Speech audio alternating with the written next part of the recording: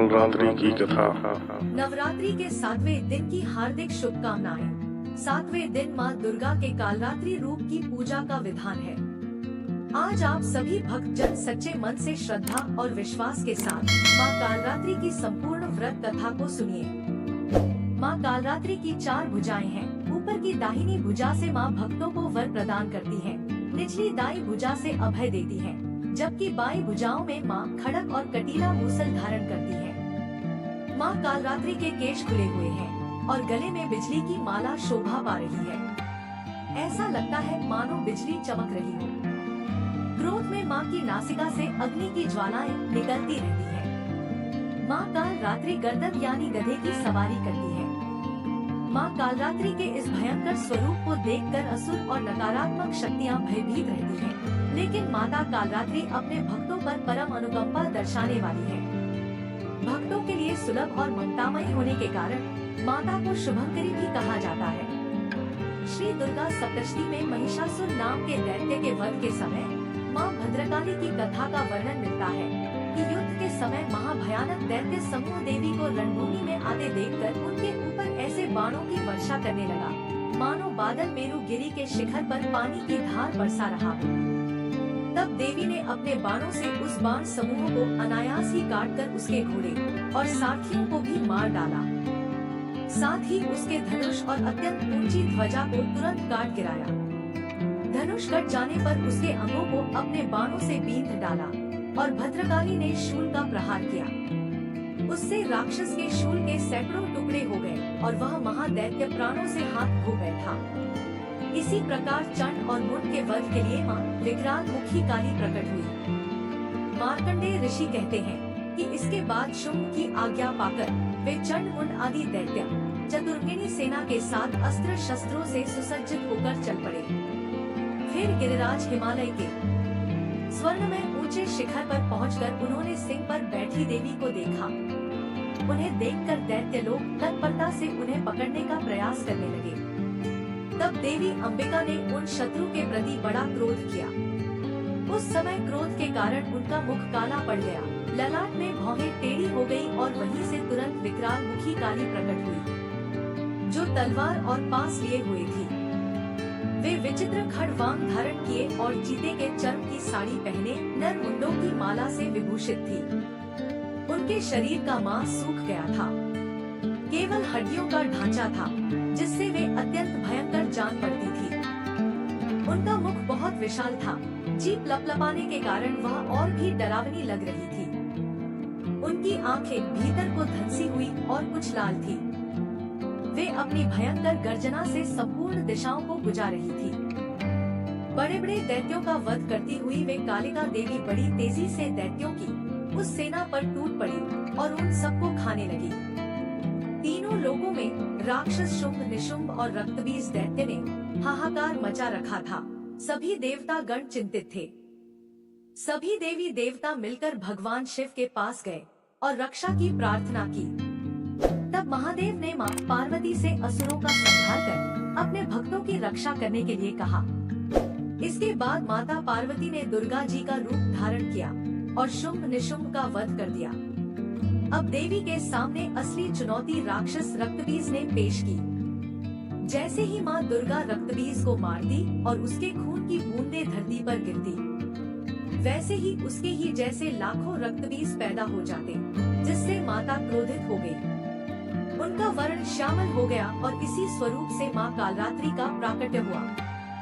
दैत्य रक्तबीज एक ऐसा दानव था जिसे यह वरदान मिला हुआ था कि जब जब उसके रक्त की एक बूंद भी धरती पर गिरेगी, तब हर बूंद से एक नया रक्त भी जन्म ले लेगा, जो कि रूप और शक्ति में उसी के समान होगा। ऐसे में माँ कालरात्रि ने रक्तबीज की गर्दन काटकर उसे खप्पर में रख लिया, ताकि रक्त की बूंदें नीचे ना गिरे और उसका सारा खून पी गई। और इस प्रकार देवी ने रक्तबीज की एक भी रक्त की बूंद धरती पर नहीं गिरने दी। रक्तबीज दैत्य के रक्त से उत्पन्न हुए जितने भी रक्तबीज थे, वे सब माँ की जिह्वा पर उत्पन्न होते गए और माँ उन सबको भक्षण करती गई। इस प्रकार रक्तबीज दैत्य शक्तिहीन हो गया और फिर माँ काली ने रक्तबीज का वध कर दिया। इस प्रकार माँ काली सदैव अपने भक्तों की रक्षा के लिए तत्पर रहती है। प्रेम से फिर बोलिए माँ कालरात्रि की जय। अब आइए सुनते हैं माता काली की दूसरी पौराणिक कथा। दूसरी कथा के अनुसार एक समय दारुक नामक एक पापी असुर ने ब्रह्मा जी की तपस्या करके उन्हें प्रसन्न कर लिया। ब्रह्मा जी से पाए वरदान के कारण दारुक अत्यंत बलशाली हो गया। वह देवताओं और ब्राह्मणों को परेशान करने लगा। वह उन पर अत्याचार करने लगा और धार्मिक अनुष्ठान यज्ञ बंद करवा दिए और स्वर्ग को चला गया। सभी देवता विचलित होकर ब्रह्मा जी और विष्णु जी के पास सहायता मांगने के लिए चले गए। ब्रह्मा जी ने बताया कि दारुक का नाश सिर्फ स्त्री के हाथ से ही हो सकता है। सभी बड़े बड़े देवता भी उससे युद्ध में हार चुके थे। अंत में अब निश्चित किया गया कि दारुक का वध भगवान शिव की पत्नी माता पार्वती करेंगी। भगवान शिव ने अपना तीसरा नेत्र खोलकर भयानक और प्रचंड महाकाली को जन्म दिया। उनका शरीर काले रंग का था। माता काली के माथे पर तीसरा नेत्र और चंद्र रेखा थी। उनके हाथों में त्रिशूल और कई प्रकार के अस्त्र थे। महाकाली के प्रचंड रूप को देखकर चारों तरफ अग्नि की भयानक लपटें उत्पन्न हो गयी। महाकाली के क्रोध को भगवान शिव ही रोक सकते थे, इसलिए उन्होंने एक बालक का रूप लिया। भगवान शिव शमशान पहुँचे और वहाँ बालक के रूप में लेटकर रोने लगे। छोटे बालक को रोता हुआ देखकर महाकाली का क्रोध शांत हो गया। उनके हृदय में ममता भावना जागृत हो गई। उन्होंने शिवजी रूपी छोटे बालक को उठाया और अपने स्तनों से दूध पिलाने लगी। इसीलिए कहते हैं शिवा धात्री। इस प्रकार से शिव जी ने उनके क्रोध को पी लिया। इस प्रकार महाकाली का भयानक और प्रचंड क्रोध शांत हुआ। इसके बाद महाकाली मूर्छित हो गई। उन्हें होश में लाने के लिए भगवान शिव ने तांडव नृत्य किया। होश में आने पर वह पुनः माता पार्वती के रूप में आ चुकी थी। माता पार्वती भगवान शिव का नृत्य देखकर नृत्य करने लगी, जिसके कारण उन्हें योगिनी के नाम से पुकारा जाता है। एक बार प्रेम से बोलिए जय माता काली। प्रिय श्रोताओं, अब आइए सुनते हैं माता रानी की दूसरी कथा। एक राजा और एक रानी थे। बहुत दिनों तक उनके कोई संतान नहीं हुई। कई जप तप करने के बाद कई सालों बाद उन्हें एक संतान की प्राप्ति पुत्र रूप में हुई। अब राजा और रानी बहुत खुशी से अपना राजपाट संभालने लगे। कई दिनों तक ऐसा चलता रहा। देखते देखते पुत्र 4-5 साल का हो गया। एक दिन की बात है, रानी दोपहर में बच्चे के साथ सो रही थी और बच्चे की नींद खुल जाती है। वह उठकर बाहर की ओर जाने लगा, क्योंकि उसे बाहर जाने नहीं दिया जाता था। तो वह माँ को सोता देखकर उसके मन में बाहर जाकर अपनी उम्र के बच्चों के साथ खेलने की इच्छा हुई और वह छिपकर बाहर चला गया। वह खेलते खेलते बहुत दूर चला गया और वह किसी दूसरे गांव में जा पहुंचा। इधर जब रानी की नींद खुली तो वह बच्चे को अपने पास ना देखकर बहुत हैरान हुई। फिर बच्चे की खोज भी शुरू की गई। बहुत प्रयास करने के बाद भी सफलता हासिल नहीं हुई, अर्थात बच्चा नहीं मिला। अब राजा रानी फिर से दुखी हो गए। अब वह बच्चा उस गांव में एक ग्वाले के घर पहुंचा। तो ग्वाले ने उससे पूछा, हे पुत्र, तुम कहां से आए हो? तो वह बच्चा अपने बारे में कुछ बता नहीं सका, क्योंकि वह बहुत छोटा था। उसे कुछ पता नहीं था। वह केवल बच्चों के साथ खेलते खेलते दूर चला गया था। ग्वाले ने कहा, जब यह बच्चा अपना नाम नहीं बता पा रहा है तो इसे अपने पास रख लो। जैसे तुम्हारे 2 बच्चे हैं, वैसे ही यह तीसरा रहेगा।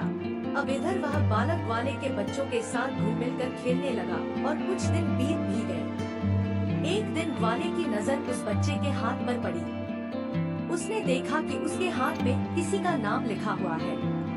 तो वह बच्चे से पूछा, पुत्र, यह किसका नाम लिखा है? तो उस बच्चे ने कहा, यह हमारे पिताजी का नाम लिखा है। तो ग्वाले ने कहा, हम आपके पिताजी का नाम ढूंढते हुए घर पर चलेंगे। अब देखिए, इधर जब राजा शिकार पर निकल जाते हैं तो रानी रोज अपने बच्चे को इधर उधर ढूंढती है। क्योंकि माँ का हृदय था, वह दिन भर तड़पती अपने बच्चे की याद में इधर उधर बाग बगीचे में देखती कि कहीं मेरे बच्चे का कोई संदेश आ जाए।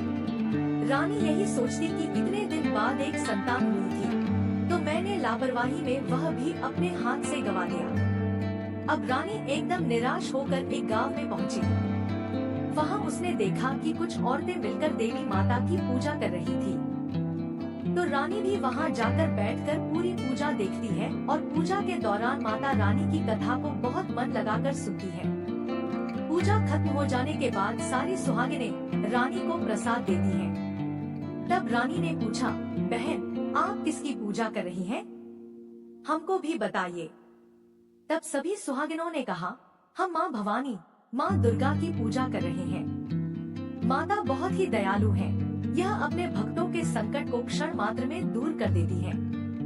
बस ध्यान करने वाली बात है कि तब तक आपकी मनोकामनाएं तुरंत पूरी हो जाती हैं। जब आपकी मनोकामनाएं पूरी हो जाएं, तो आप तुरंत माँ देवी की पूजा करें। आप जो मन्नत मांगती हैं, उसे पूरा करें। मनोकामना पूर्ण होने के बाद माता रानी की पूजा तुरंत ही कर लेना चाहिए, उन्हें टालना नहीं चाहिए। रानी ने अपने मन में सोचा कि अगर माँ भवानी, माँ दुर्गा ने हमारा बच्चा सकुशल वापस हमारे पास पहुँचाया, तो हम भी इसी तरह से सभी सुहागिनों के साथ माता रानी की पूजा करेंगे। उधर रानी का यह मन्नत मान लिया गया। इधर ग्वाला बच्चे को लेकर उसके पिता की तलाश में निकल पड़ा। वह कई जगह ढूंढते हुए काफी देर बाद गांव के किनारे पहुंचा। तो एक व्यक्ति से पूछा कि भैया, इस नाम के व्यक्ति को क्या आप जानते हैं? तो उस आदमी ने बताया, हाँ भैया, यह हमारे राजा का नाम है। उनका पुत्र खो गया है। क्या यह उन्हीं का पुत्र है? यह बताकर ग्वाला को घर का पता बताया। ग्वाला जब बच्चे को लेकर राजा के द्वार पर पहुंचा, तो राजा रानी ने अपने बच्चे को देखकर लिपट कर रोने लगे और बार बार ग्वाला का धन्यवाद करने लगे। तो राजा ने पूछा, भाई, इसको आपने कहाँ पाया? तो ग्वाला ने कहा, राजा साहब, यह बालक घूमते घूमते हमारे गांव आ पहुंचा था। तब हमने इससे इसका पता पूछा। बालक कुछ ना बता सका।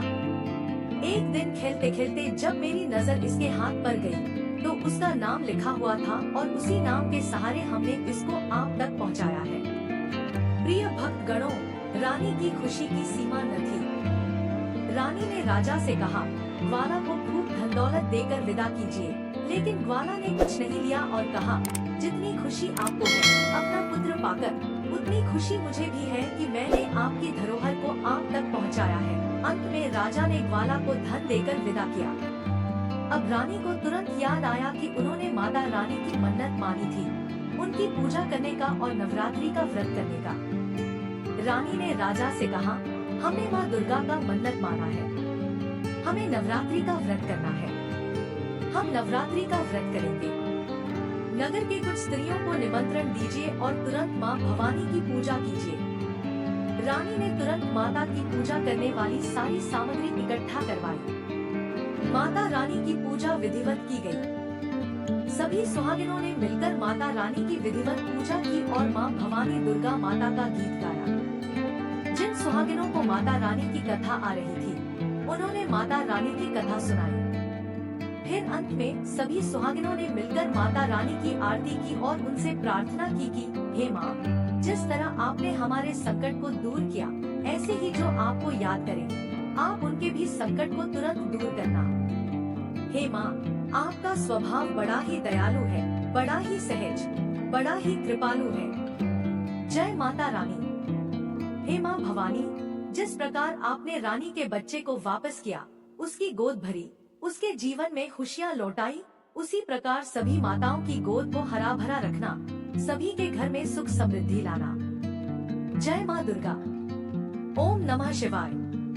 अंत में चलिए माता से प्रार्थना करते हैं कि हे परमेश्वरी, मेरे द्वारा रात दिन सहस्त्रों अपराध होता है, यह मेरा दास है, समझकर मेरे अपराधों को क्षमा करो। हे परमेश्वरी, मैं आह्वान, विसर्जन और पूजन करना नहीं जानता, मुझे क्षमा करो। हे सुरेश्वरी, मैंने जो मंत्रहीन, क्रियाहीन, भक्तियुक्त पूजन किया है वह स्वीकार करो। हे परमेश्वरी, अज्ञान से, भूल से अथवा बुद्धि भ्रांति से जो न्यूनता अथवा अधिकता हो गई है, उसे क्षमा करिए तथा प्रसन्न होइए। जय माता दी। मिलते हैं कल माता रानी की तीसरे दिन की कथा के साथ। तब तक के लिए जय श्री कृष्णा। राधे राधे।